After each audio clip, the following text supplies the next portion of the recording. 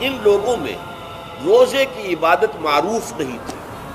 کہ صوم کا ان کے ہاں قطعاً کوئی ذکر نہیں تھا، روزے کی عبادت جو ہے ان کے ہاں بالکل نہیں تھی۔ البتہ صوم کا لفظ موجود ہے، یہ لفظ وہ استعمال کرتے تھے اپنے گھوڑوں کے لیے، روزہ رکھواتے تھے گھوڑوں کو۔ اس کا پس منظر یہ ہے کہ ان کے ہاں آپ کو معلوم ہے کہ لڑائی، دنگا فساد، جنگ تمام ان عرب قبائل کا پیشہ تھا۔ اس میں ان کے پاس دو جانور تھے، ایک تو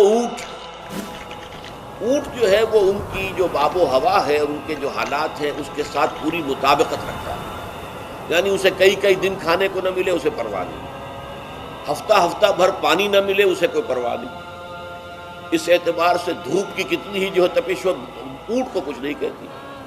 لیکن یہ کہ وہ سست رفتار جانور ہے، لڑائی کے لیے، جنگ کے لیے، خاص طور پر غارت گری جہاں کرنی ہو پورے گھوڑے کی ضرورت ہوتی تھی جو سریع الرفتار ہے، لیکن گھوڑے میں یہ اوصاف نہیں تھے۔ وہ بھوک کو برداشت نہیں کر سکتا، مزمحل ہو جائے گا، وہ پیاس کو برداشت نہیں کر سکتا، مزمحل ہو جائے گا، وہ دھوپ کو برداشت نہیں کر سکتا، مزمحل ہو جائے گا، اور اگر یہ گھوڑا مزمحل ہو جائے تو سوار کا کیا حشر ہوگا، وہ آپ اسے اندازہ کر لیجیے کہ اصل میں تو پھر ہلاکت سوار کی ہوگی۔ اس لیے وہ اسے تیار کرتے تھے جنگ کی صعوبتوں کو برداشت کرنے کے لیے۔ اس کا دانہ پانی بند کر دیا،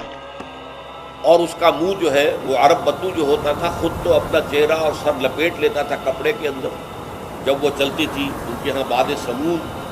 تو گھوڑے کا رخ ادھر کر کے کھڑے کر دیتے تھے اس کو، تاکہ اس کے اندر دھوپ کی سختی برداشت کرنے کی عادت پیدا ہو، پیاس کی برداشت کرنے کی عادت پیدا ہو۔